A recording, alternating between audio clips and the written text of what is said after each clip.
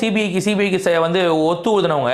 அப்ப இவங்க வந்து பாஜக பிடியில் திமுகவா இருந்தாங்களா? 2021ல பிஜேபி கூட அலைன்ஸ் ஏதாவது வச்சாங்களா? அப்ப இவங்க அலைன்ஸ் வைக்கல, நாங்க வந்து கேட்டதெல்லாம் உண்மைதான் அப்படின்னாக்கா, அப்ப விஜய் கேட்டது மட்டும் எப்படி அலைன்ஸா மாறிடும்? எப்படி விஜய் வந்து பாஜக பிடியில போய் மாட்டிப்பாரு? நோய் என்ன நீ பைத்தியக்காரனவே நினைச்சிருக்கிறல்ல நீ? இல்ல, எனக்கு புரியல. அதாவது திமுக எதிர்க்கட்சியா இருக்கும்போது சிபிஐ கேட்கலாம், தவறே கிடையாது. ஆக்சுவலா அண்ணாமலை சொன்ன மாதிரி தான்.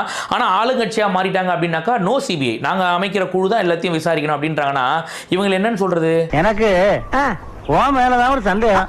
இப்ப நம்ம இந்த மாதிரி கேள்வி எல்லாம் கேட்டதுக்கு அப்புறம் அந்த உடன்பிறப்புகள் என்ன தெரியுமா பேசுவாங்க? நாங்க வந்து சிபிஐ வேணான்னு சொல்லுங்க, எங்களுக்கு நாங்க சிபிஐ பார்த்து பயம், நாங்க எங்க பயப்படணும், நாங்க தான் ஒரு குழு அமைச்சிருக்கோம்ல எஸ்ஐடி, அந்த குழு வந்து என்னன்றதை ஆய்வு பண்ணுவாங்க, அவங்க சொல்லட்டுங்க, அதுக்குள்ளே அங்க சிபிஐ அப்படின்னு கேட்பாங்க. எதுக்காக இவங்க வந்து எஸ்ஐடி வேணாம் சிபிஐ வேணும், அதாவது சிபிஐ வேணும்னு தாவேகா சார்ந்து கேட்கல, அதாவது சென்ட்ரல் கவர்மெண்டா பார்த்து ஏதாவது ஒரு குழுவை நியமிங்க, ஸ்டேட் கவர்மெண்ட் வேணாம் அப்படின்னு சொல்றதுக்கு காரணம் என்னன்னா, இந்த கரூர் விவகாரத்துல ஊர்பட்ட டவுட் இருக்கு.